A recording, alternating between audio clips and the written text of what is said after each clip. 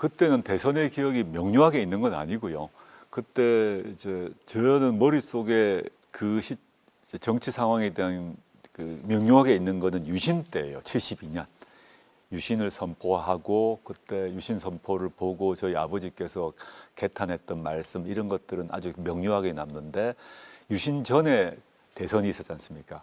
그때 김대중 후보가 나와서 뭐 명연설을 했는데 저는 뭐 듣지도 못했죠. 근데 제한테 머릿속에 남아있는 것은 71년이 남아있지 않고 72년이 남아있는데 그 72년 시점에 아버지께서 김대중 대통령, 후보죠. 당시 김대중이란 정치인에 대해서 하는 말, 박정희 대통령에 대해서 하는 말, 이 정도가 남아 있습니다. 저희 아버지는 그 시기에 이제 교사셨어요. 교사셨고 동아일보 구독자셨어요. 그 당시는 동아일보가 야당지였기 때문에 저의 추측으로 아마 이제 유신이나 박정희에 대해서 비판적인 생각을 갖고 계셨던 것 같고 동아일보 독자로서 동아일보의 논조, 사설에 동의하고 계셨던 걸로 제 기억을 합니다. 그래서 저희 아버지의 인식은 그 박정희의 5.16이 4.19를 부정했다는 생각을 갖고 계셨는데 그렇지만 또 민주당 정부도 문제가 많아서 5.16 이후에 박정희가 대통령 되지 않습니까? 즉 3공화국까지는 어쩔 수 없다 생각을 하셨던 것 같아요. 근데 유신에 대해서는 이건 아니다라는 생각을 하셨고 저희 아버지께서는 김대중 대통령에 대해서는 본인도 영남 사람이니까 호남 사람에서 뭐 만난 적이 없었겠죠. 근데 아버지께서 당시 김대중 후보에 대해서 하셨던 말은 이런 말이죠. 참 똑똑한 사람 같아. 이런 말은 몇 번 하신 걸로 기억합니다. 계속 그 말씀을 그 뒤도 하셨고 김대중은 참 똑똑한 사람이다. 아주 똑똑한 사람이다. 이런 얘기를 여러 번 하셨어요.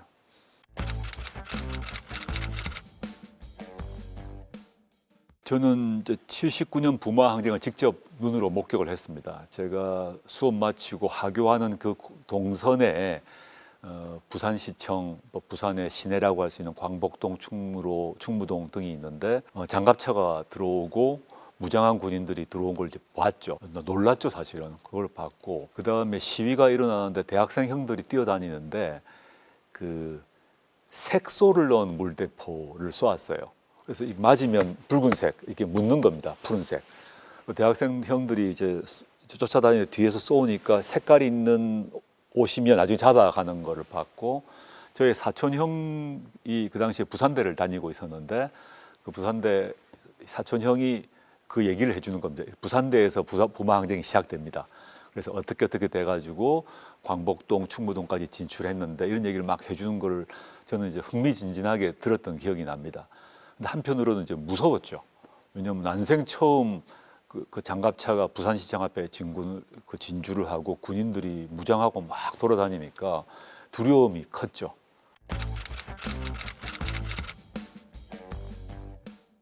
(80년) 광주가 났을 때 모든 신문이 이제 특집 호해 같은 걸 내고 신문에 나는데 보면 뭐 폭도 이렇게 나지 않습니까?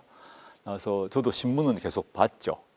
저는 고등학교 때부터 뭐 신문을 보도록 교육을 받았기 때문에 그래서 이게 뭔가 했었고 그 당시 광주의 소식이 부산으로는 오지 않았단 말입니다.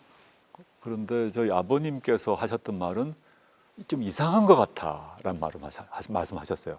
80년대 그 시점에 언론 보도, 신문이나 방송에서 보도가 나는데 좀 이상한 것 같아라는 정도 말씀하셨고 저는 그 의미가 뭔지는 정확히는 알지 못했다. 근데 아버님 생각은 이 보도가 진실은 아닌 것 같아라는 판단을 하셨던 것 같아요. 저도 그럴 수 있겠다는 생각을 했지만 전 당시 그냥 수험생이었으니까 깊은 고민을 못했고 대학 들어오자마자 광주의 진실을 알게 되는 여러 가지 뭐 일들이 있었고 그때 이제 온전히 알게 된 거는 82년이라고 할 수 있습니다.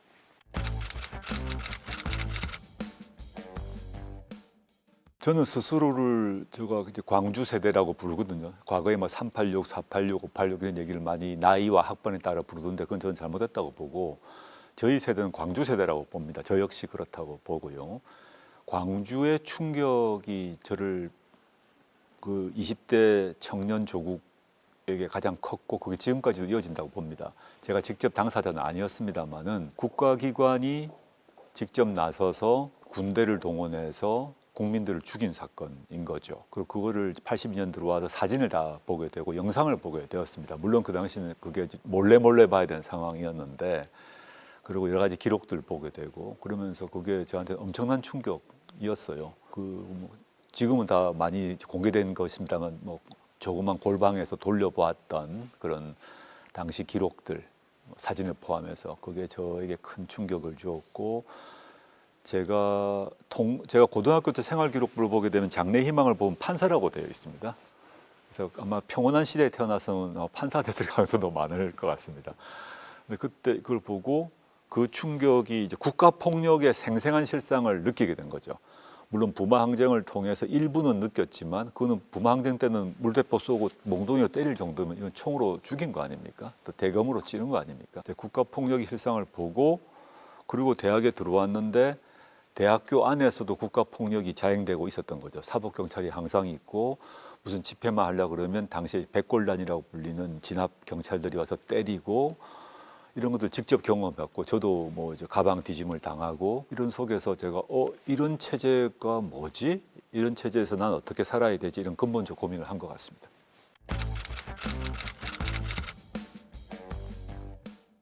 통상의 법대생들이 생각하는 코스는 사법시험 공부를 해서 판사가 된다, 법률가가 된다는 게 통상적 코스였는데, 저는 이제 광주의 참상을 간접적으로 보게 되고, 그리고 당시에 전두환 정권의 각종 폭압을 직접 경험하게 되고, 그리고 제가 대학교 2학년 때는 이제 황정아 선배였는데, 서울공대 그 선배 이분이 서울대 도서관에서 시위를 주동하다가 추락해서 사망을 합니다. 근데 그때 제가 아크로폴리스에 직접 떨어지는 걸 봤어요, 사실은. 그 충격도 상당히 컸죠.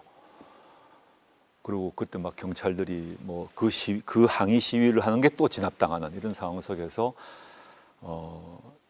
제가 이 사법시험 공부하는 건 아닌 것 같아. 저도 이제 공부를 해보려고 생각을 했어요. 아버님이나 교수님들이 공부하라고 그래서 공부도 하고 했는데, 이 도서관에서 공부가 안 되더라고요. 그래서 이건 안 된다라고 접고 다른 길을 찾아야겠다는 생각을 해서, 대학교 때는 매년 여름에는 농촌 활동을 가고, 매년 겨울 방학 때는 이제 그 도시 빈민 활동이란 걸 했습니다. 그래서 그러다 보니 뭐 고시 공부를 할 수가 없죠. 그래서 여름 방학, 겨울 방학 꼬박 4년을 그렇게 보냈고, 한편으로는 제가 이제 법과대학 편집실 언론이 있는데, 그 당시에 모든 게 비합법으로 학내 언론 활동이 보장되지 않았는데 유일하게 하나씩만 허용을 해줬는데, 그게 이제 법과대학 편집실, 단과대학별로 한 개만 허용해서 거기에 제가 들어가서 편집위원 되고 편집장까지 해서 그 일종의 언론을 역할을 한 거죠.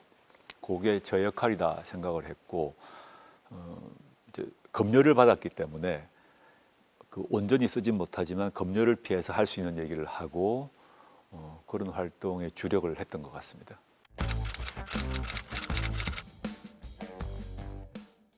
87년 상황은 제가 뭐 몸으로 느꼈던 건데, 87년 6월 항쟁이 일어나게 된 결정적 계기가 박종철의 죽음 아닙니까? 박종철이 저의 고등학교 1년 후배고, 그 친구가 대학을 재수했기 때문에 대학교 2년 후배입니다. 나이는 저하고 뭐 제가 빨리 들어갔기 때문에 동년배인데 저하고 잘 알죠. 그래서 고등학교, 대학교가 겹쳐 있는 사이인데, 이 친구가 이제 끌려가서 죽은 것을 알게 됐어요. 그날 겨울이었는데, 지금도 생생한데 그때 제가 너무너무 화가 났던 것 같아요.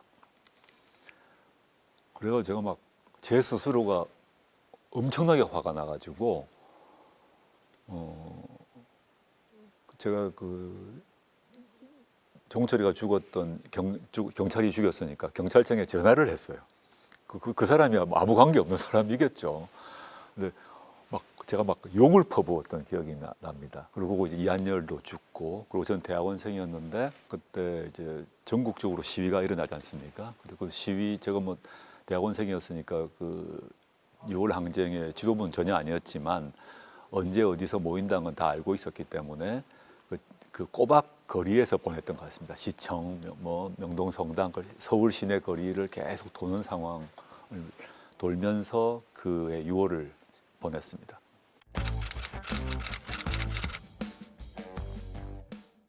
87년 상황에 그 당시 이제 결국은 단일화라 그러면 김영삼, 김대중의 단일화 아닙니까? 근데 결과적으로 무산됐지 않습니까? 또 그 결과 그 전두환의 공범, 전두환의 동지이자 학살의 주범이었던 노태우가 대통령이 되지 않습니까? 그 이어서 이제 구로구청 점거 사건이라는 게 터지긴 하는데 저는 그 당시 이제 젊은 청년으로서 단일화 무산에 대해서 사실 매우 분개했어요. 저는 뭐 양김 그리고 양김을 지지한 세력 간의 여러 가지 정치적 알력이 있을 수밖에 없다는 이해를 하지만 여하튼 저는 정치는 결과라고 생각하고 지금 제가 정치인입니다만은 무슨 각각의 이유가 있었던 건 짐작이 되고 그 시점에서 들었습니다만은 어떻게든 단일화 됐어야 된다고 생각을 합니다. 그때 단일화가 됐다면 노태우 정권은 없는 상태에서 근데 YS와 DJ가 순서는 어쨌든 간에 5년을 앞당겼을 거 아닙니까? 저는 뭐 김영삼, 김대중 모두 대통령 하실 수 있는 분이라고 생각을 했습니다. 그 시점에. 그래서 노태우 정권이 들어선 것에 대해서 저는 노태우 정권에 대한 분노를 한편으로 하고 또 한편으로 양김에 대한 실망이 컸죠. 그래서 노태우 정권 시대를 지내야 됐으니까요.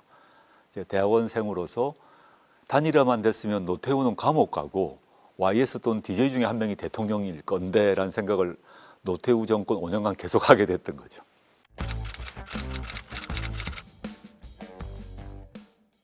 민자당이 만들어지는 게 이제 90년 1월일 겁니다. 초겨울에 이루어지는데 이거 3당 합당이라고 불리는 이제 건데 YS가 자기가 대통령 되려고 이제 들어간 거 아닙니까? 이제 그 얘기 전에 제가 태어났고 청소년 시기를 보냈던 곳이 부산의 대신동이라는 곳인데 대신동이라는 곳이 김영삼 대통령이 국회의원 시절의 지역구였어요.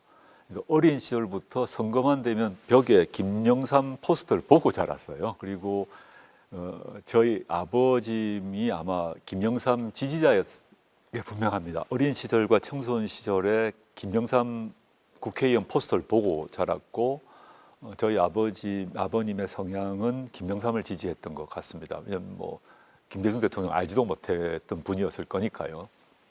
그러니까 뭐 존재는 알지만 상세히 알지 못한 사람이라면 지역구 주민이었던 거죠.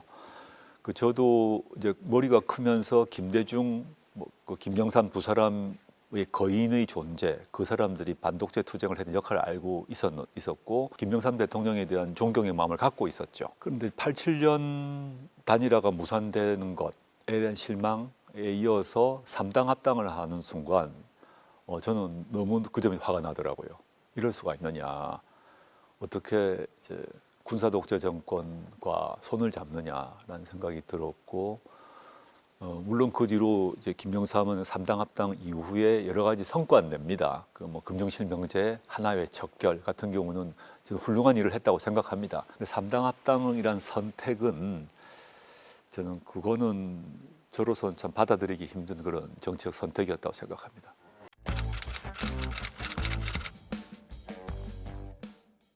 그때 노무현 대통령, 그 당시 노무현 의원이죠. 그때 노무현, 김정길 두 분이 부산 사람이었어요. 또 YS의 덕을 보고 정치인이 된 사람이었어요. 근데 그분들이 강하게 3당 합당을 반대했지 않습니까? 저는 그 당시에 그 노무현, 김정길의 선택이 옳다고는 저는 생각하고 있었죠. 그때 노무현의 존재가 아주 강하게 저한테 각인되었던 아마 첫 번째 계기였던 것 같습니다.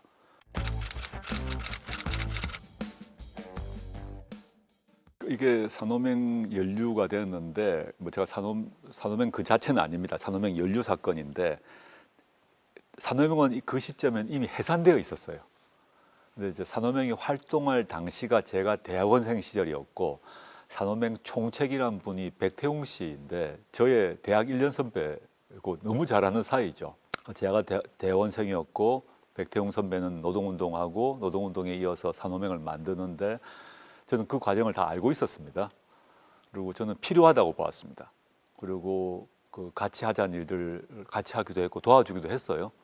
물론 저는 이제 돌이켜 보았을 때 산호맹 활동에 의도 있었고 큰 한계도 있었다고 생각하는데 그 시점에는 여러 가지 한계도 불구하고 당시 한국 자본주의 여러 가지 문제점을 제기하고 사회주의라고 부르는데 그게 이제 저는 뭐 민주적 사회주의라고 생각합니다만 그것이 필요하다는 생각들을 좀 가지고 있었기 때문에 그렇게 하다가 백태웅 당시 그 당시 직함이 뭔지 모르고 백태용 씨는 산호명에 연루돼서 이제 감옥에 갑니다. 가고 난 뒤에 조직도 해산되고 저는 그 뒤에 교수가 되는데 아주 뭐 우스꽝스러운 사건이었던 것 같은데 어디선가 그 서류가 발견되나 봅니다. 발견되어서 갑자기 제 이름이 그 안에 적혀 있다 보니까 제가 다시 나중에 구속되어 가지고 이게 어떻게 된 거냐 해서 제가 사실대로 얘기했죠. 나 아는 사람이고 내가 도와줬다.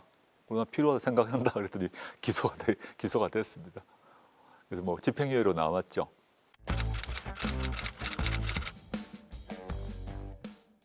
자생적 뭐 공산주의 뭐 이렇게 되었고 북한 쪽은 아니었으니까 그래서 그 뭐 정말 간첩 수준으로 돼 있었고 저도 그 대학원 시절에 그 도와줄 때 이게 위험도 느꼈어요. 그렇지만 저는 필요하다고 생각을 했습니다. 근데 그 뒤로 산호명의 활동이나 노선에 저는 문제가 있다는 생각을 했어요. 이건 이렇게는 아닌 것 같아. 뭐 제 의견도 얘기했지만 제가 그 조직의 총책은 아니지 않습니까? 이건 아닌 것 같고 이건 맞는 것 같고 얘기는 했지만 그러다가 이제 자연스럽게 해소가 됐지만 제가 연루되어 있던 건 맞았고 그에 대해서 구속되어 있었고 재판 받았는데 그 과정이 종합적 평가가 이루어져서 집행유예 판결 받고 나왔죠. 그리고 그 뒤로 뭐 사면 바로 됐고요.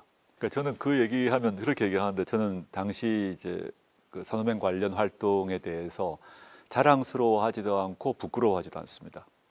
저의 당시 젊은 시절에 제가 생각했던 고민을 가지고 저는 선택을 했고 그 선택은 많은 한계가 있었다고 생각하지만 어쩔 수 없었다고 생각하고 그 한계까지 포함한 저 자신의 모습이었다 생각해요.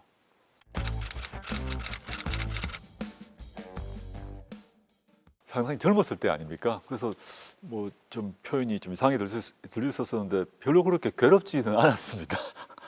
젊었었고 저는 뭐 각오를 했었고 다들 뭐 많이 갔다 오니까 한 번 나 갔다 오는구나 정도 생각을 했고 거기서 운동 열심히 하고 그리고 제가 상대적으로 저희 집안이 이제 안정적인 집안에서 살았기 때문에 어려운 사람들하고 살 일이 많지 않았을 거 아닙니까? 물론 제가 뭐 농촌 활동, 빈민 활동을 했지만 그건 한시적인 것이고 근데 그 안에 있으면서 어떤 일을 했나 하면 제가 이제 법대생이었다 보니까 그 탄원서, 항소 유서를 많이 써줬어요. 그 어려운 사람들이 많아요. 그 사람들이 변호사를 뭐 이렇게 고용할 조건도 안 되는데 그 일반수 입장에서는 서울대 법대 나온 친구가 하나 들어온 거가 바로 알려지니까 계속 부탁을 하더라고요. 그래서 쭉 들어보고 그 탄원서 뭐 이런 거 많이 써줬습니다. 그러면서 그 애환이 좀 있었다. 그런데 뭐 물론 당연히 즐거운 경험은 아니죠. 아닌데 각오를 하고 있었기 때문에 크게 뭐 상처나 뭐 상처받지 않고 넘어갔던 것 같습니다.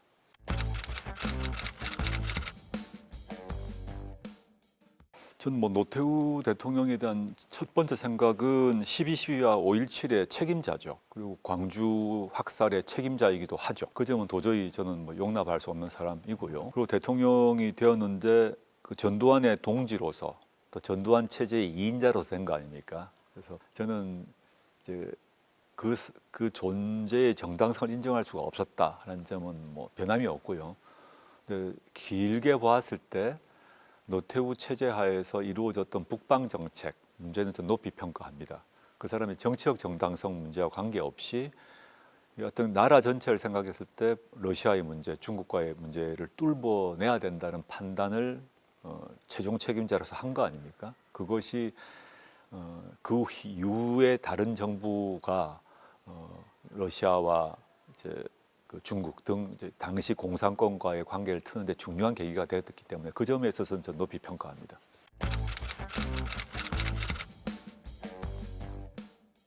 삼당 합당이 이루어진 상태에서의 그 선거 아니었습니까? 저는 뭐 그 당시 저의 어린 마음입니다만 김영삼이 되겠구나라는 생각을 했어요. 세력적으로 옳든 그르든 관계없이 세력적으로 삼당 합당이 이루어지면서 당신 특히 지역 감정, 지역주의가 강한 시대인데 삼당 합당이 지역주의에 기반한 또는 이제 지역만은 아니면 지역주의에 상당히 기초한 연합 아닙니까? 그러면서 DJ가 고립된 거 아닙니까? 그래서 세력이 이길 수 없겠구나. 세력과 세력 싸움에서 3당 합당으로 YS가 이기겠구나라는 생각을 했었고 뭐 그건 다들 예상했던 바였죠. YS가 되었고 저는 당시에 3당 합당에는 강하게 반대하면서 그래도 저 사람이 민주화 투쟁을 한 사람이니까 그래도 대통령이 되면 성과를 내면 좋겠다 정도의 바람은 가지고 있었습니다.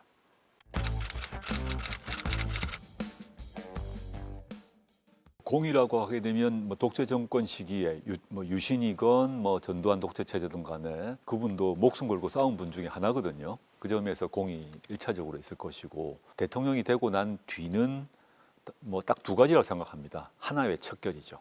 그래서 군부 독재, 그 군부 쿠데타를 끊어낸 거 아닙니까? 전격적으로 결정을 해서 쿠데타 세력들을 다 잘라낸 것. 이거는 뭐 아주 그 이후로 적어도 군부 쿠데타는 가능성이 없어진 거죠. 군부 내에 비밀 조직이 사라진 거니까요. 그리고 금융실명제라고 생각합니다. 그 역시 이제 전격적으로 이루어지고 그 금융실명제의 기초에서 지금 우리가 살고 있는 것이죠. 그래서 그는 그 두 가지는 아주 높이 평가해야 된다 생각을 하고 그런데 저는 이제 하나 더 있네요. 하나 더 하자면 이제 김영삼, 김대중은 애정의 관계이고 서로 라이벌이기도 하고 협력도 하긴 하는데 김영삼 정권 말기에 검찰에서 DJ의 20억 비자금 수사를 하려고 시작을 하죠. 만약에 지금 같으면 막 그냥 당연히 자기 정적이니까 수사하라고 했겠죠. 근데 김영삼은 현직 대통령이고 자신의 경쟁자이고 당도 다른데 검찰총장을 불러서 꾸짖어요. 그런 거 하는 건 정말 나쁜 짓이고 치사한 일이라고 그래서 검찰이 DJ 비자금 수사를 안 하죠. 그래서 DJ가 당선되게 만들었는데 만약에 대선 직전에 검찰이 DJ 수사를 했더라면 어떻게 될지 몰라요.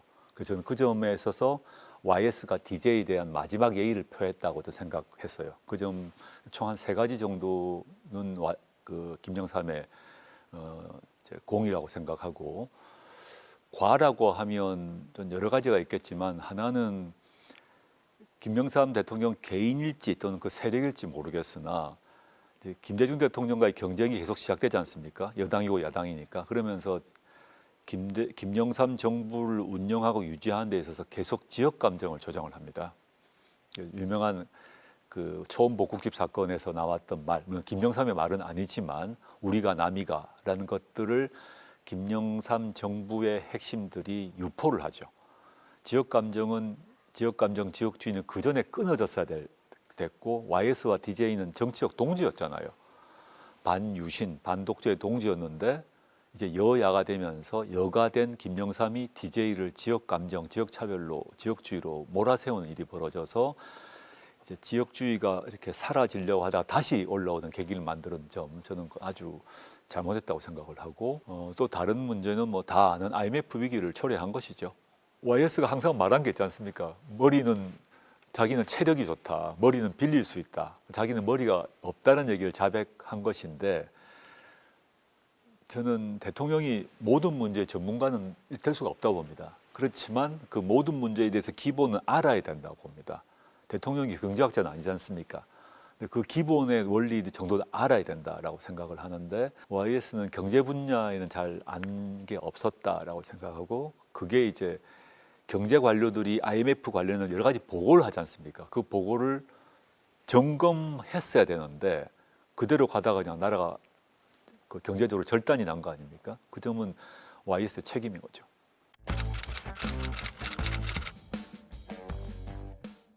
(97년이면) 제가 영국에 있었던 것 같습니다. IMF가 97년 12월이거든요.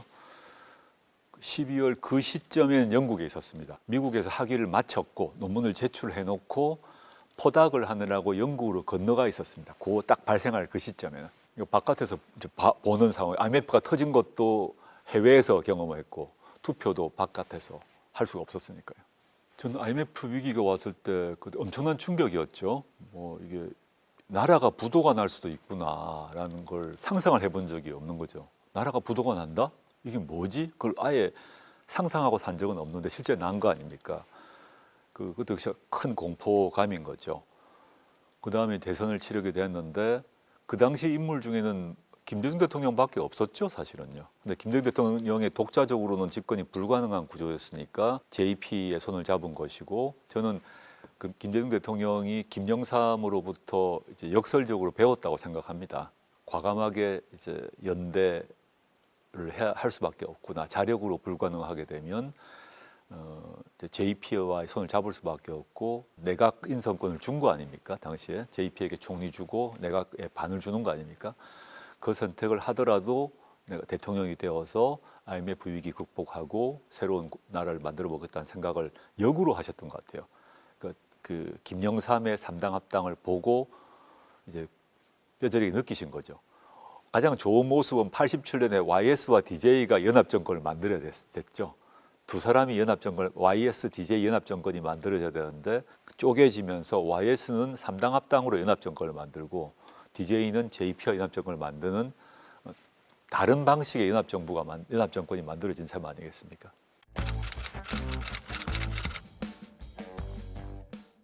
맞습니다. 특히 뭐 김종필 같은 경우는 박정희 정권, 유신 정권 때 중앙정보부장이었지 않습니까? 5.16 쿠데타의 주역 중에 한 명이었고, 저도 뭐 그 점에 있어서는 이제 비판적으로 보았는데, JP는 전두환 정권 때는 피해자이기도 했잖아요. 쫓겨났지 않습니까?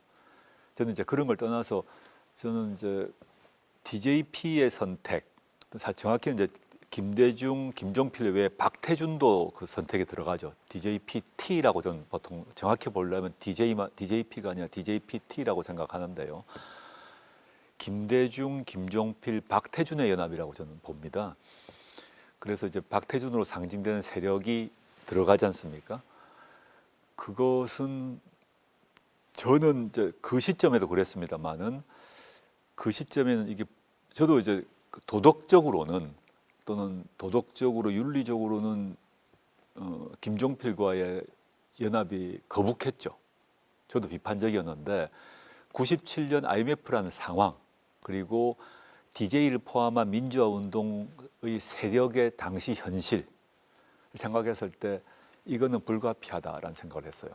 좀 비판적으로, 뭐 냉소적으로 보지 않았습니다. 이건 그러니까 거북했지만 이 선택 외에는 별로 방법이 없다. 이게 아니라면 누가 될 것인가 선택이 없었던 것 같아요. 그래서 그 87년과는 좀 다를 수 있다고 생각을 했죠.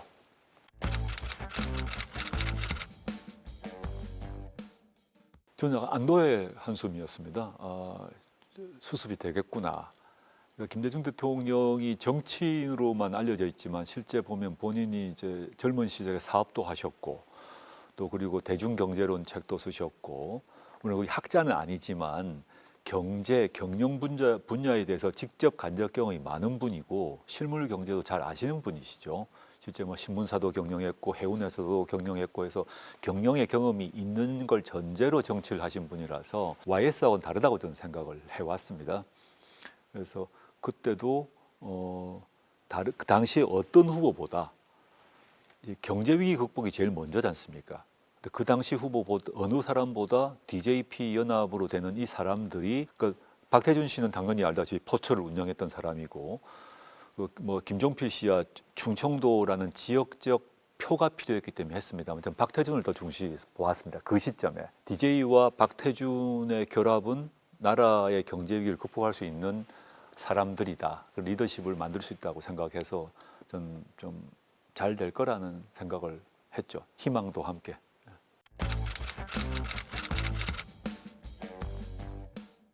가장 먼저는 그 당시 용어입니다만은 수평적 정권 교체를 드디어 한 거죠. 그 연합 정치를 통해서, 그 DJP-T를 통해서 연합 정치를 통해서 정권 교체를 한 것이고, 그 수평적 정권 교체 그 자체로도 큰 의미가 있다고 저는 생각합니다. 그리고 저는 그 뒤로 점점 주목을 했던 것인데, 연합 정치를 선택하셨다라는 점이 이제 보통 그 당시에 재야 운동 같은 경우는 왜 뭐 김종필과 손잡냐 막 이런 얘기를 할 수 있지 않습니까? 그런데 현실 정치인으로서의 김대중은 자신이 이루고 싶었던 게 있었던 거고, 그걸 자기 힘만으로는 되지 않을 때 어떻게 보면 생소한 또는 반대쪽에 있을 만한 사람들과 손을 잡아서 자신이 주도권만 행사한다면 얼마든지 연합할 수 있다는 판단을 하셨던 것 같아요. 그게 현실 정치인으로서의 그 연합 정치의 선택을 보여주었고요. 그건 뭐 너무 당연한 얘기인 것 같고 대통령이 되셨어요. 되시고 난 뒤에 뭘 했나가 중요한데 YS는 아까 하나에 척결하고 금융실명제를 했다면 DJ는 저는 두 가지를 주목하는데 우리가 지금 통상적으로 알고 있는 복지의 기본 틀을 다 만들었다고 봅니다. 그 경제위기 극복은 뭐 다 알고 있는 건데 경제위기 극복을 하면서 구조조정도 하고 정말 많은 사람들이 실직을 하고 회사가 문 닫고 뭐 도산되고 해가지고 정말 모두가 고통받는 상황 아닙니까? 한편으로는 경제를 살려서 기업을 살려주는과 동시에 그런데 이제 일자리가 없어지는 상황에서 복지제도 지금의 우리가 알고 있는 누리고 있는 복지제도의 기본 틀을 놓았다는 게 아주 저는 이 김대중 대통령의 고민이 오랜 고민이 있었다는 생각을 했고요. 그 다음에 제가 이제 놀랐던 거는 복지 체제를 만든 거는 짐작이 됐어요. 이게 보통 이제 어떻게 움직일 건가인데 제가 당시에 교수로서도 놀랐던 거는 복지 문제를 구축한 것은 하기 쉬운 일은 아니나 이 선택으로 갈 수밖에 없을 것이라고 했는데 IT 강국의 길을 연 거였죠. 보통 이제 김대중 대통령도 굳이 얘기하면 이제 뭐 이과 사람은 아니지 않습니까? 문과 사람이라고 평생 정치인이고 저도 문과 사람인데 IT 강국 문제를 그 당시 정치인들 중에 그 생각을 한 사람이 있을까 싶어요.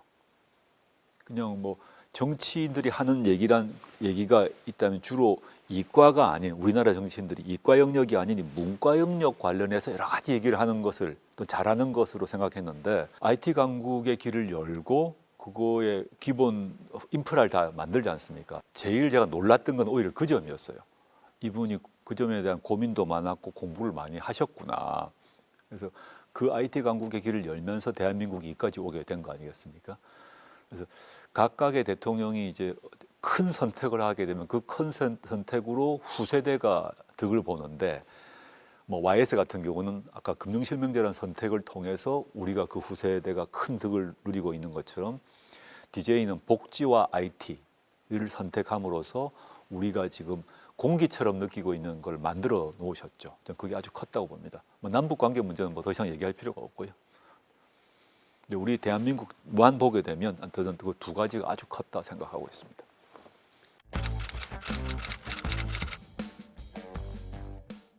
너무 뭐 대단하고 놀랍고 감동적이었죠. 그 이전에 이제 박정희 때 이후락이 북한 가서 김일성 만나고 이런 거는 아주 비공식적으로 몰래 만나고 뭐 이런 거 아닙니까? 대통령이 직접 가서 만나지 않습니까? 그리고 만났을 때 대화 내용들이 이제 실시간으로 보도되고 사진도 나오고 영상도 나왔을 때 저도 그 시점에 일단 뭐 모든 논리를 떠나서 감정적으로 우리가 하나였지 몇천 년간 하나로 살았지 근데 한 50년간 떨어져 사는구나 이런 식으로 계속 가게 되면 서서히 통일이 되겠구나라는 희망을 갖게 되었죠. 물론 뭐 그 결과는 지금 보시면 알다시피 안 좋게 되었습니다만은 희망을 던졌고 저는 그 기조로 김대중, 노무현 쭉 이어갔더라면 이런 노선을 가진 정부가 계속되었더라면 지금과 같은 상황이 오지 않았을까로 봅니다. 적대적 대결을 추구하는 정부가 만들어지면서 북한도 마찬가지로 그렇게 되고 지금과 같이 이제 통일 필요 없다는 얘기를 공식적으로 북한이 선언했지 않습니까? 참 아쉬운데 DJ의 대북 노선을 가진 정부가 저는 오래 계속되었어야 한다고 생각하죠. 아쉽습니다.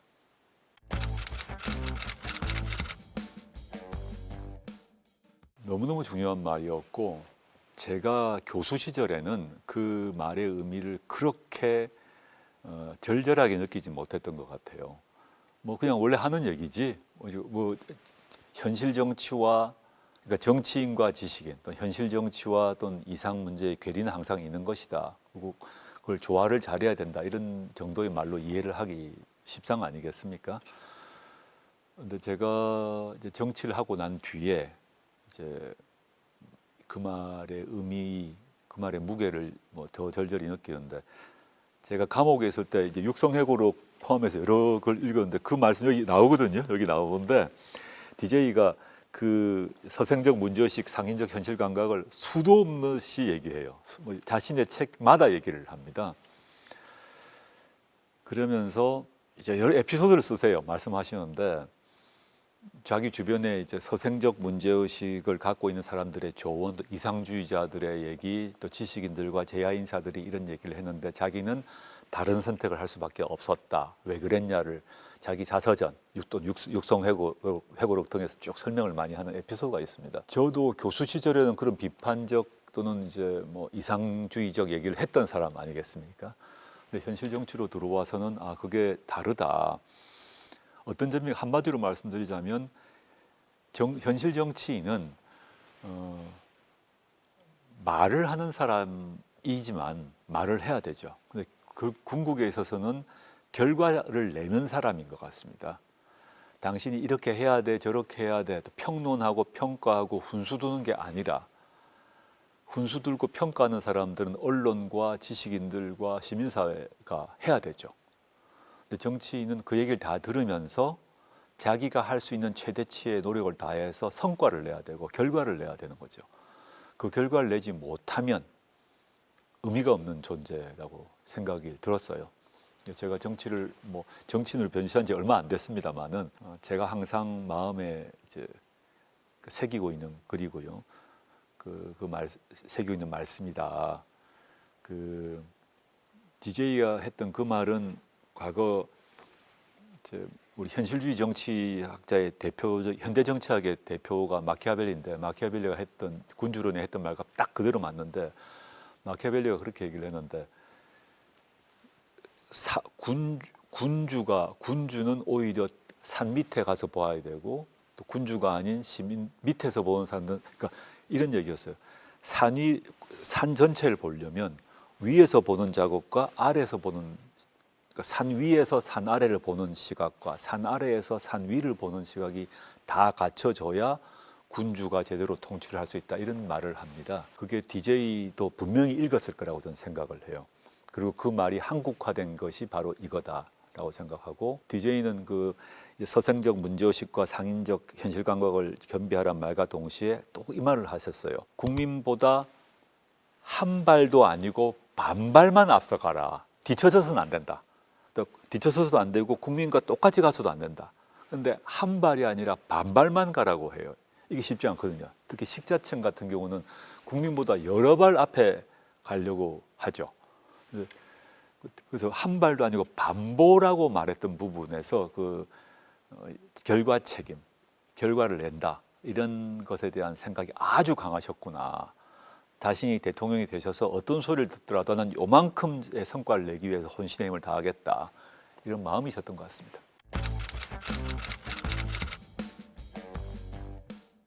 사실 제가 최근 이걸 가져왔는데 여러 책이 사실 있는데요. 이게 한두 개가 아닌데 이걸 어느 걸 소개시켜야 되나? 제가 아무거나 한번 보겠습니다. 제가 스티커 붙여놓은 걸 보면 되는데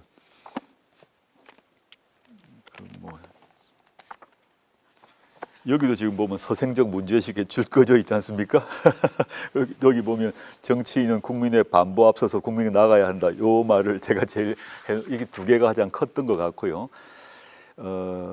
이 두 가지 말고는 아까 얘기했던 서생적 문제의식 문제하고 반보 문제 말고는 제가 어느 페이지인지 잘 못 찾겠는데 이런 말씀하셨어요. 정치인은 특정 분야에서 최고 전문가는 될 수가 없다.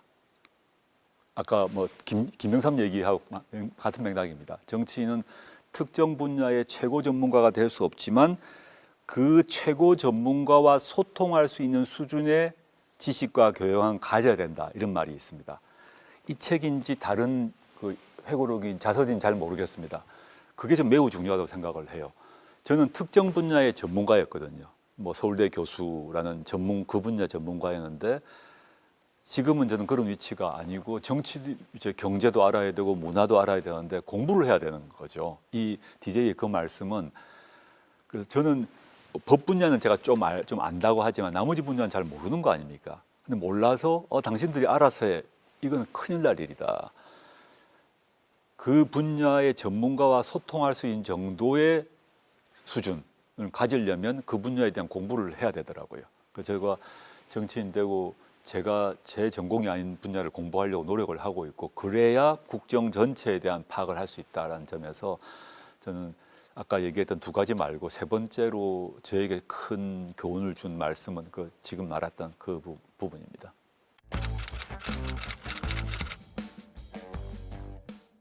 아유, 저는 뭐 아직 멀었죠. 아직 멀었죠. 그냥 뭐 김대중 대통령은 저는 우리나라 정치에서 한 명을 꼽으라면 현실 정치인으로서의 한 명을 꼽으라면 DJ를 꼽아야 된다고 생각해요. 그 사람의 삶이 젊었을 때부터 이제 대통령이 되기 전까지 어마어마한 시련과 고통을 겪지 않습니까? 그걸 이제 극복해 나가고 게다가 그 자신을 죽이려고 한 사람을 용서를 하고 그리고 연합 정치를 통해서 대통령이 되고 난 뒤에 그 복지국가, IT, 문화 강국을 열어 나가고 그다음에 평화, 통일 이렇게 나아가는 그 궤적 전체를 생각하면 이제 거대한 산맥 중에 거대한 산이죠. 저는 그에 비하면 뭐 신생 병아리 아닙니까?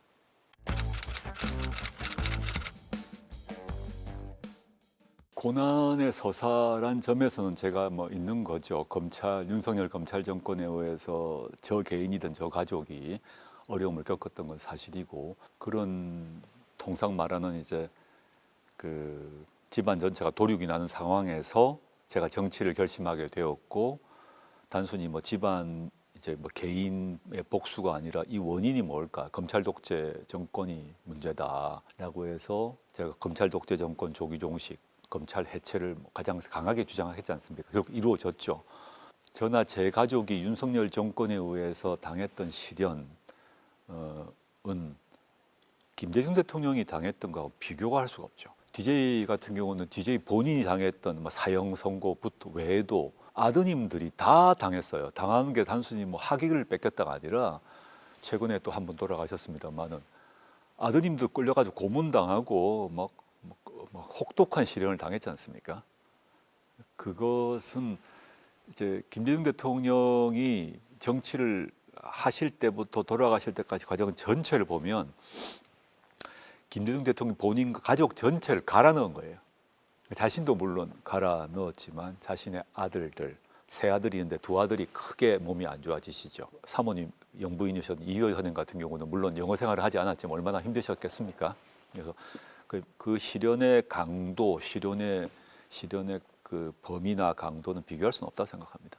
그래서 저도 또 그 기간도 짧았고 그 강도도 김대중 대통령과 그 가족분들이 겪었던 고통에 비교할 수 없다고 생각하죠.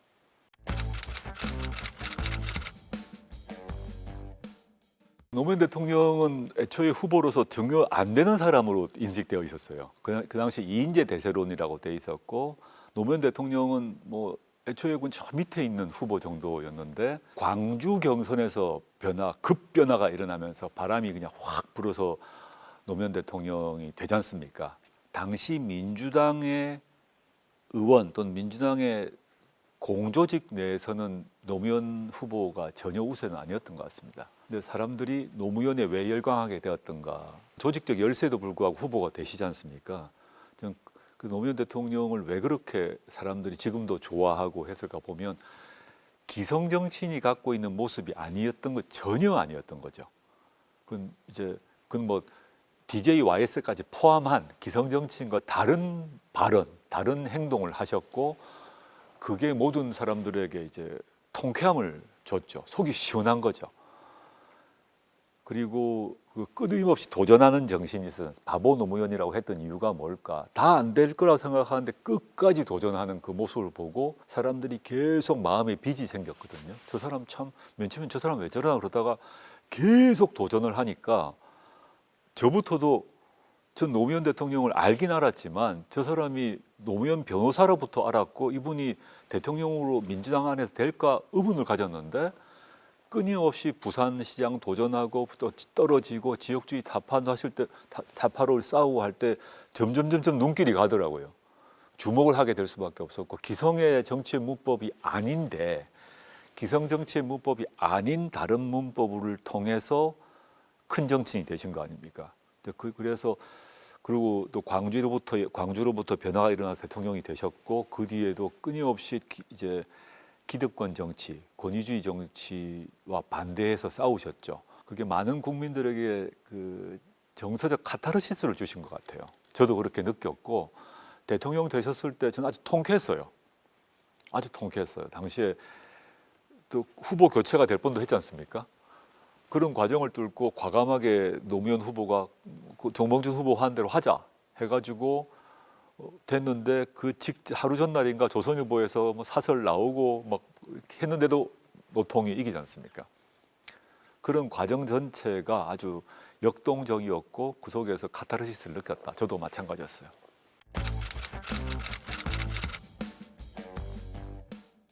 저는 일단 권위주의 정치 문화를 정면으로 거부하신 분이다. 우리가 과거에 대통령 그러면 왕이라고 생각하는 경향이 있었어요.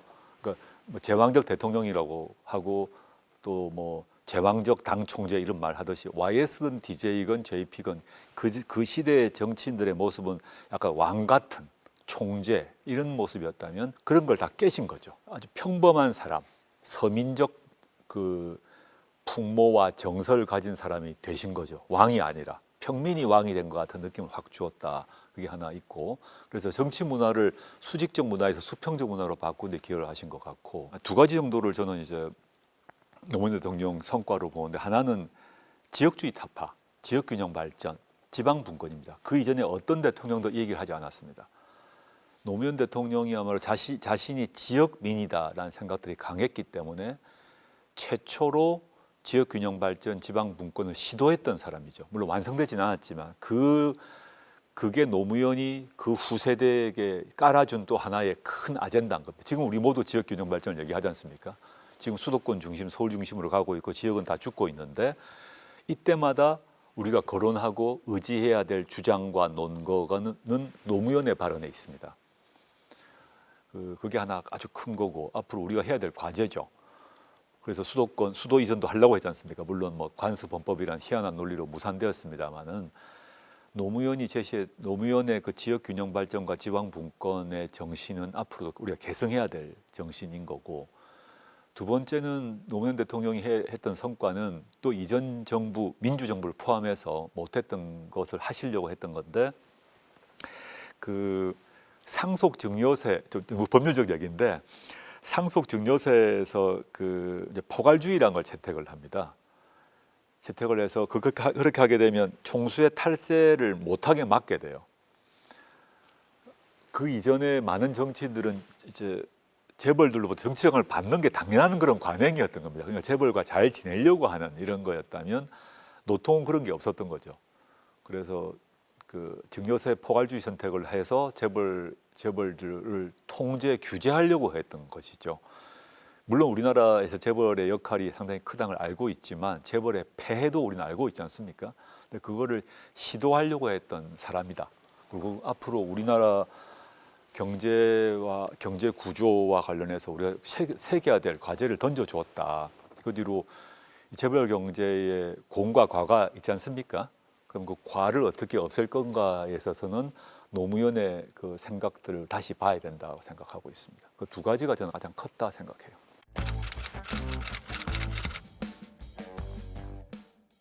그런 생각은 한 적이 없고요. 저는 그때도 또 제가 청와대 민정수석이 있을 때도 제가 현실 정치인이 된다고는 생각을 하진 않았어요. 왜냐하면 스스로를 끊임없이 학자, 지식인으로 스스로를 규정을 해왔고 그렇게 살아야 된다고 스스로 믿고 스스로를 훈련했던 시기였기 때문에 주변에서 이제 현실 정치 권유를 사실 많이 받았습니다. 출마 얘기도 많이 했고, 근데 저는 그건 아닌 것 같아. 제가 할 일은 다른 데 있는 것 같다고 다 여러 번 거절을 했습니다. 그거는 변함이 없었던 것 같고, 근데 지금 현실 정치로 변하게 된 거는 이제 2019년 이제 검찰 수사를 받으면서 저의 모든 상황이 통째로 바뀌어 버린 거죠. 그래서 그때 뭐 2010년 진보 집권 플랫 때도 여전히 뭐 정치할 생각은 전혀 없고, 그 당시 이걸 하게 된 거는 2007년에 이명박 정부가 들어서지 않습니까? 그때 너무 저는 실망을 했어요. 물론 당시에 이제 정동영 후보가 나왔지 않습니까? 근데 이명박 후보가 될 거라고 대부분 다 예상을 했죠. 예상된 결과가 나왔지만 너무 실망을 했고, 그리고 이제 이명박 정부가 끌어나가는 그런 모습에 너무 이제 화도 났고, 더 화가 났던 건 뭐냐 하면 당시에 이명박 정부 하에서 넓은 의미에서 진보 진영 또 민주 진영의 사람들이 이 패배감이 크게 작동했어요. 그거를 좀 바꿔봐야겠다 그래서 오영 대표하고 저하고 약간 뭐 친구 같은 사이라서 한번 해보자 그래서 대담집을 냈고 이걸 계기로 좀 약간 분위기는 좋아졌어요. 그때 약간의 기여를 했는데 그렇지만 그때도 제가 정치하려고 한 건 아니었습니다. 저도 2019년 검찰 수사가 아니었으면 제가 교수 자리를 하고 지금도 서울대 연구실에 있었겠죠.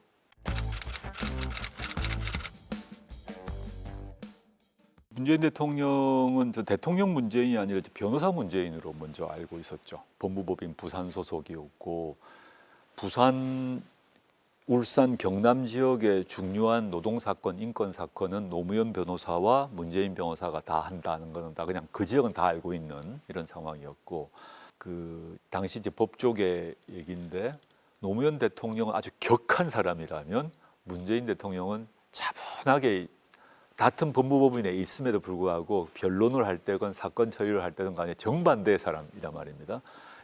노무현은 아주 격한 사람이라면 차분하게 문제를 풀고 정리한 사람이라는 것은 그냥 알고 있었어요. 그리고 이제 법정에서 법정 변론을 할 때도 그 판사들이 문재인의 변론을 노무현의 변론보다 훨씬 좋아한 걸로 알고 있습니다. 노무현 대통령은 막 판사님한테 그냥 세게 하시고, 근데 문재인 대통령이 차분차분 얘기하면 이제 판사분들이 이제 문재인 변호사한테 싹 넘어가는 그 승소율이 높은 분이셨어요. 오히려 노무현 변호사는 승소율이 그렇게 높지 않았을 것 같아요. 막 성격이 강하신 분이셔가지고. 그렇지만 하여튼 부산 경남 지역의 인권 노동 변호사로서는 뭐 잘 유명한 분이셨죠. 그다음에 존경의 마음을 갖고 있었고. 그런데 제가 이제 결정적 계기가 된 거는 노무현 대통령이 서거하시고 난 뒤죠.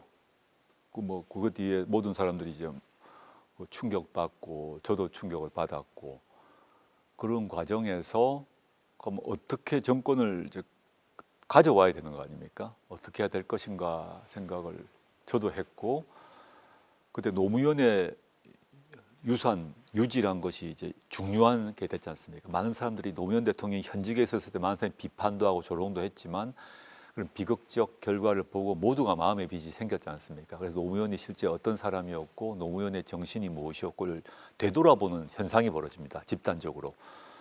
그럼 노무현 정신을 누가 적임자 실현할 사람이 누군가 했을 때 사람들이 이제 문재인을 보기 시작한 거 아닙니까? 저도 그 중에 한 명이었다라고 말씀드리고 싶고 그리고 한편으로는 역설적인데 문재인 대통령과 노무현 대통령은 막 동지적 관계죠. 선후배지만 동지적 관계인데 노통은 아까 말씀드린 격한 사람이에요. 뜨거운 사람이에요. 근데 문은 정반대의 성격적인 특성을 갖고 있기 때문에 노무현 대통령이 지금 우리 모두 이렇게 존경하지만 대통령 시절에서는 정치인 대통령, 또 대통령 노무현으로서 실패한 게 있지 않습니까? 그런 문제, 노무현의 단점, 약점을 메꿀 수 있는 사람이 문재인이라고 생각한 거죠. 그래서 저도 당시 이제 문재인 변호사님께 정치하셔야 될 것 같습니다. 라고 제가 권했던 사람 중에 한 명이었습니다. 그래서 하시겠다고 결심하셨고 제가 그런 권유를 했던 원죄 때문에 17년에 청와대에 들어가게 된 것 같아요.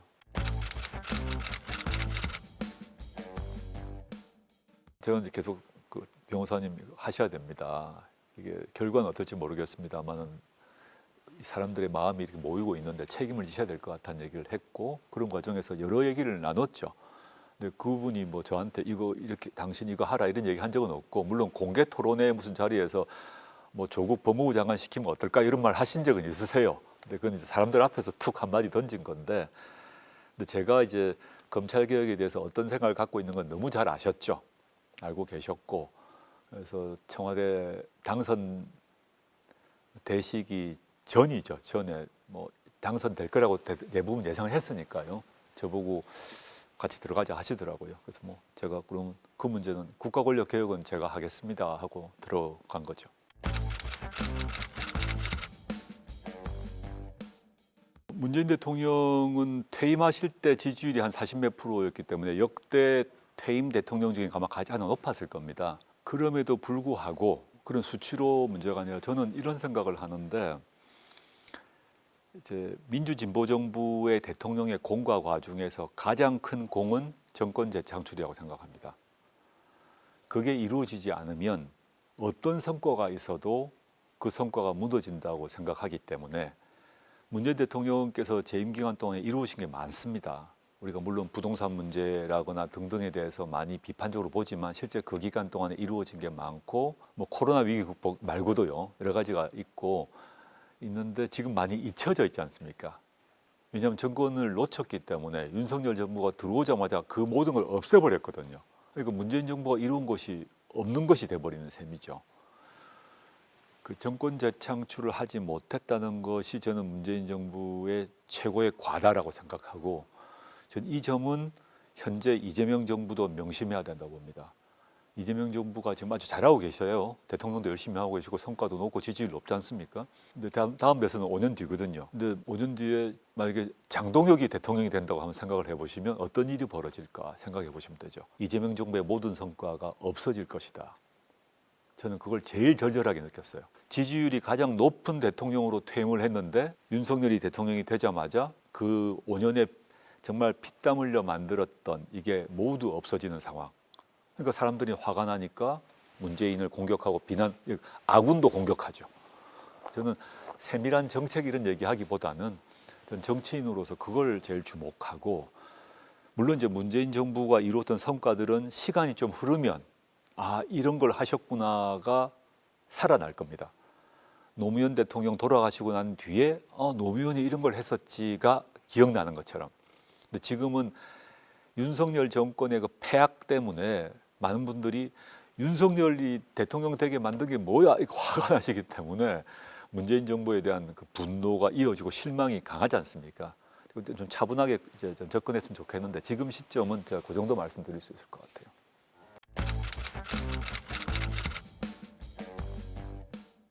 전 이재명 대통령하고는 학번이 같다는 거 외에 공통점이 하나도 없지 않습니까? 뭐 대학도 다르고 출신 지역도 다르고 성장 배경도 다르고 한데 제가 이제 이 대통령님하고 인연은 그분이 성남시장 시절에 지금은 이제 대통령이시지만 성남시장 시절에는 민주당 내에서 아주 주변적 인물에 불과했어요. 당시 주류 민주당 정치인들이 다 이렇게 챙기지 않는, 인정해주지 않고 무시하는 정도의 위치였는데 저는 이분이 성남시장으로 잘하시더라고요. 그래서 그때 정책자문단 요청이 있어서 제가 정책자문단에 합류를 했습니다. 지켜보게 될 수밖에 없지 않습니까? 그 뒤로 그리고 세월호 관련 광화문에 단식을 하셨을 때 제가 뭐 아무도 지원도 안 갔어요. 사람들이 당시 민주당 정치인들이 안 도와주고 이래서 제가 저라도 가야겠다 싶어가지고 세월호 단식하실 때 제가 가서 그 지지 방문도 하고 그분은 단식 상태에서 저는 이제 그 둘이서 공개 이런 뭐 거리 대담도 했어요. 사람도 별로 없었어요. 그 인연이 이제 그렇게 시작되었는데 저는 이렇게 봅니다. 그러니까 제가 저희 동기들 중에서 집안이 어려운 사람이 많이 있는데 고등학교든 대학교든 제 동기 중에 어려운 사람이 많이 있을 거 아닙니까? 근데 이재명 대통령이 저하고 학번이 같지 않습니까? 나이도 뭐 비슷하고 이재명 대통령만큼 어려운 출신은 없었어요. 저희 세대에서 어려운 사람이 있지만 정말 소년공인 경우는 드물었습니다. 저는 이제 소년공으로서 그 시련을 극복해서 자라고 어려운 환경에 자라서 정치인, 대통령이 되신 거 아닙니까? 그게 이제 큰 웬만한 의지 없이는 되기 힘들죠. 그래서 전 정치인 떠나서 인간 이재명으로서의 가지고 있는 힘이 있다고 봅니다. 그 시련을 이겨내는 힘이 있는 거죠. 그 점을 전 보았고요. 대통령이기 전에 그 힘이 느껴지거든요. 그리고 정치인, 뭐 도지사 포함해서 정치인, 그리고 대통령 후보, 대통령으로서의 모습을 또 보게 됐죠. 이분은 문제가 들어 아주 실용적인 분이라고 생각이 듭니다. 실용주의 철학이 분명한 분이라고 생각을 하고 특정 이념에 구애되지 않고 사람과 정책을 구사한다라는 점이 그분의 장점이라고 보입니다. 그래서 지금 같은 상황에서 그 실용주의적 그 접근을 이제 잘 구사해서 전 반드시 성공한 대통령이 돼야 된다 생각하고, 이재명 정부가 성공해야 그 다음이 있는 거라고 봅니다. 즉 이재명 대통령과 이재명 정부가 모든 걸 잘 이룰 수 없습니다. 지금 아주 지지율 좋고 잘하실 거라고 믿지만 역사적 경험에 따르게 되면 어떤 정부도 후반부에 가게 되면 실수가 나오고 또 실책이 나오기 마련입니다. 완벽한 정부, 완벽한 대통령 없다고 봅니다. 그럼 실수도 하실 수 있고 실패도 하실 수 있어요. 그렇지만 이 정부가 그래도 크게 봐서 성공을 해야 이재명 대통령과 정부가 못한 그 일이 있을 겁니다. 지금은 아직 안 보이지만 그거를 대를 이어 달리기라고 봅니다. 저는 민주주의도 이어 달리기고 우리나라 민주정부도 이어 달리기라고 보는데, 이어 달리기 할 수 있도록 가야 된다고 보거든요. 그래서 이재명 대통령께서 그런 실용주의적 관점에서 정부를 운영하고 나라를 운영을 하는 기조를 꾸준히 유지하고, 궁극에 있어서는 정권을 재창출해서 이어달리기 할 수 있는 정부를 만드는 것, 이게 매우 중요하다. 이 점을 잊으면 지금의 성과가 갑자기 없어질 수 있다. 이 말씀은 꼭 드리고 싶습니다.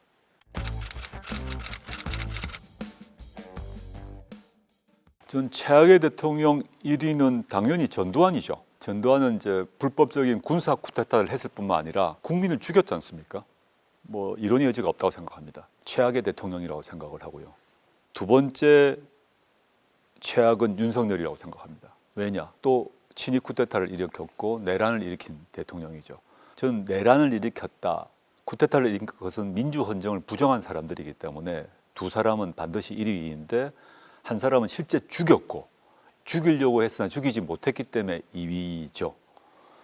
뭐 근데 기본적인 틀은 같아. 둘 다 민주헌정을 부정한 사람이기 때문에 이제 1위를 뽑았고, 세 번째 월스트는 이제 박근혜라고 생각합니다. 왜냐하면 국정농단, 무능했던 거죠. 대통령이 자신의 판단을 하지 않고 최순실에게 맡긴 거 아닙니까? 그거는 이제 뭐 쿠데타는 일으키지 않은 사람이지만 무능하고 민주적 정당성을 가져서 그 권한에 기초해서 이제 국정을 운영해야 될 사람이 자기는 골방에 있고 최순실이라는 비선실세가 나라를 다스리는, 또 말도 안 되는 얘기이기 때문에 요컨대 전두환, 윤석열, 박근혜 이렇게 보고 싶습니다.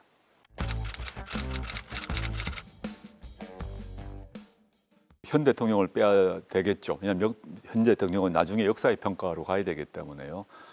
전직 대통령 중에 뭐 베스트 1은 당연히 김대중이죠. 김대중 대통령이 본인이 시련이 많았기 때문이 아니라 대통령 자리에서 했던 일을 보면 수평적 정권 교체를 했으니까, 그 대통령 되기 직전의 문제라면 대통령 되시고 난 뒤에 그 복지국가와 IT 강국, 문화 강국이라는 그 큰 틀을, 새로운 대한민국의 틀을 놓았고 그 틀 위에 우리가 지금 대한민국이 굴러가고 있는 거죠. 즉 우리가 선진국이라고 얘기를 하지 않습니까? 선진국으로 가기 위한 축을 놓았다라고 생각을 하고 있기 때문에 김대중 대통령이 넘버원이라고 생각하고, 두 번째는 노무현이라고 생각합니다. 왜 노무현이냐 하면 이건 제도적인 측면에서 지역주의 타파 또는 재벌 규제 이런 정책적 측면 말고, 노무현이 등장함으로써 보통의 국민들 입장에서는 대통령이 천상에서 지상으로 내려왔다고 봅니다. 대통령도 우리와 같은 사람이구나, 평민이고 서민이구나, 대통령은 저래야 돼, 대통령 왕이 아니야, 그거를 온몸으로 보여준 분이고, 그래서 가장 가까운 대통령, 친근한 대통령, 대통령의 바람직한 인간적 모습을 보여준 거죠. 그러니까 정책적 문제와 관계없이 우리에겐 그런 대통령이 필요했던 것이죠. 평민, 서민, 그런 대통령으로서 노무현 전과 후는 갈라진다고 봅니다. 그 다음에 세 번째 대통령은 이제 문재인 대통령이라고 봅니다. 문재인 대통령은 어떤 점에서 저는 세 번째를 꼽나 하면, 문재인 대통령은 본인이 법률가인데 제가 이제 2년 반 동안 모시기도 했습니다만은 철두철미하게 법과 원칙에 따라서만 움직이려고 하셨어요. 특히 이제 국정농단이라는 사태, 박근혜 파면이라는 사태를 겪고 집권을 하셨기 때문인데, 이분은 국정 운영은 철저하게 법과 원칙에 따라 운영돼야 한다는 점을 소신처럼 갖고 계셨고 그에 따라 모든 걸 운영을 했고 그것이 정반대가 윤석열인 거죠. 정반대가. 윤석열은 법과 원칙 위에서 마음대로 사는 사람 아닙니까? 근데 그 물론 이제 문재인 대통령의 치하에 윤석열이라는 괴물이 자란 건 사실이나 이제 문재인 대통령께서 추진하고 추구하려고 했던 전국 운영의 원칙만큼은 저는 존중돼야 된다고 보고 있습니다.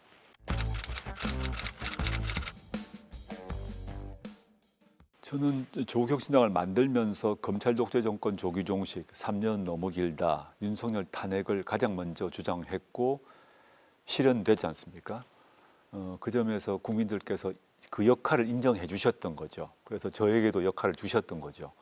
지금은 윤석열, 김건희는 감옥에 갔고 검찰은 정부조직법 통과로 1년 뒤에 간판을 뗍니다. 물론 검찰 개혁의 구체적인 내용은 남아있지만 크게 봐서 조국혁신당이 주장 창당할 때 그 얘기는 상당 부분 실현이 됐습니다. 그리고 저희 경우에 있어서 제가 사면 복권을 받았기 때문에 많은 국민들이 저에 대한 일종의 연민의 감정도 많이 줄었을 거라고 생각합니다. 그게 저의 현실 인식입니다. 그럼 저는 제가 지금 정치를 이제 사면 복권 되고 난 뒤에 새롭게 새로운 행보를 시작하는데 그때 다시 3년 너무 길다를 외친다는 게 무슨 의미가 있겠습니까? 그건 아니라고 봅니다. 그런 상황을 전제로 저는 이제 조국혁신당 물론이고 저는 새롭게 국민들께 조국의 효능, 조국혁신당의 효능을 입증해야 되는 시간이 왔다고 봅니다. 조국혁신당을 창당할 그 즈음에 저희가 외쳤고 주장했던 것은 상당 부분 실현된 단계이기 때문에 그 얘기를 하는 것은 의미가 없다고 보고 지금 이 시점, 특히 이재명 정부의 출범이라는 조건이 있습니다. 이재명 정부는 민주진보정부고 잘하고 계세요. 잘 하셔야 되고 이재명 정부는 민주당 정부 아닙니까? 이재명 정부이고 민주당 정부 이 상황에서 조국혁신당의 독자적 역할 또는 조국의 독자적 효능이 무엇인가를 입증해야 되는 거죠. 이게 아직 입증되지 않은 거죠. 저는 일단 뭐 상당 기간 동안 옥에 갇혀 있었고 이제 나와서 이제 움직이고 있는데 이게 입증이 안 되면 국민들은 이제 조국혁신당 또는 조국은 필요 없는 거 아니냐 이렇게 생각하는 것이 자연스럽죠.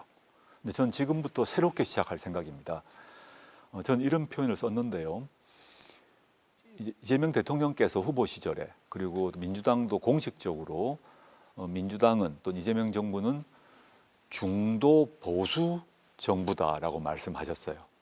그게 저는 현명한 전략이라고 봅니다. 이제 내란이 끝나고 집권을 하고 나라를 운영하기 위해서 오른쪽으로 한 칸을 옮기신 거죠. 그러다 보니 저는 왼쪽이 비어 있다고 봅니다. 조국혁신당 그리고 제가 해야 될 일은 민주당과 이재명 대통령이 오른쪽으로 한 클릭을 옮기셨기 때문에 왼쪽을 담당해야 된다 봅니다. 이게 왜 중요하냐 하면 중도 보수 정부로서 여러 가지를 고려해야 돼요. 경제 문제, 뭐 고려할 게 민생 문제를 고려해야 되지만 저는 한국 사회의 가장 큰 문제가 윤석열이 감옥 가고 김건희가 감옥 가고 검찰청이 문을 닫아도 남아있는 문제가 저는 불평등의 문제라고 봅니다. 민생의 불평등, 소득과 자산의 불평등이 가장 근본 문제인데 이 문제를 해결하는 데 있어서 저의 생각으로는 아직까지 민주당이 그렇게 적극적이지 않은 것 같다라고 저는 보고 있습니다. 최근에 제가 오세훈 시장의 재개발 정책에 대해서 아주 맹공을 했는데 그게 제가 뭐 서울시장 출마하려고 한 게 아닙니다. 저의 부동산 정책 문제가 있는데 지금 서울 지역의 강남 3구와 마용성 지역의 아파트 값이 급속히 오르고 그러다 보니까 서울 집값 전체가 따라 오르고 반대로 지역의 아파트 값은 떨어지는 상황이 발생하는데 한국 사회의 소득과 자산의 격차의 이유 중에 하나가 집값의 격차거든요. 근데 이런 데 대해서 민주당 국회의원들이 오세훈의 이런 집값 올리기 재개발 정책에 대해서 비판을 하지 않았습니다. 대다수의 정치인들이. 왜냐? 자신들이 속한 지역구의 한강벨트 다 민주당 국회의원들이세요. 그 지역 주민들은 집값이 오르길 바랄 거 아닙니까? 비판을 안 하세요. 저는 비판을 하지 않습니까? 근데 제가 그런 비판을 안 하면 어떻게 될까? 집값이 폭등할 겁니다. 그러면 이제 민주당 정부이자 이재명 정부는 어떻게 될까? 저는 이재명 정부의 성공을 위해서도 조국혁신당이 또는 조국이 하는 지금의 역할, 민주당이 말하지 못하거나 말하기를 꺼리거나 말하기를 두려워하거나 또 말하기를 늦추는 지점이 있다고 봅니다. 지금 말씀드린 오세훈의 재개발 촉진 정책에 대해서 비판하지 않는 거죠. 하나 더 말하자면 제가 최근에 저희 의원님들 또 비대위원들 이끌고 미 대사관 앞에서 트럼프 관세 압박에 대해서 공개 기자회견을 했습니다. 일종의 당대표인데 민주당 그렇게 하기 쉽지 않죠. 또 이재명 정부는 또 그렇게 해서도 안 됩니다. 협상 당사자니까. 근데 그 점에 대해서 오히려 정당으로서 세게 얘기를 해줘야 이재명 정부가 레버리지가 생겨서 협상에 유리해지지 않습니까? 저는 사람들이 뭐 반미투사처럼 제가 될 수 있으나 저는 반미투사의 문제가 아니라 우리나라 국익의 관점에서 그걸 세게 때려야 된다고 저는 생각해서 대사관 앞에서 그 기자회견을 한 거거든요. 이 역할이 이재명 정부 하에서도 조국혁신당 또는 조국의 독자적 역할이고 이게 강화되는 것이 저는 이재명 정부의 성공에 도움이 된다고 봅니다. 이걸 이제 일부 민주당원들 또는 일부 민주당 의원님들은 다르게 생각하실 수가 있죠.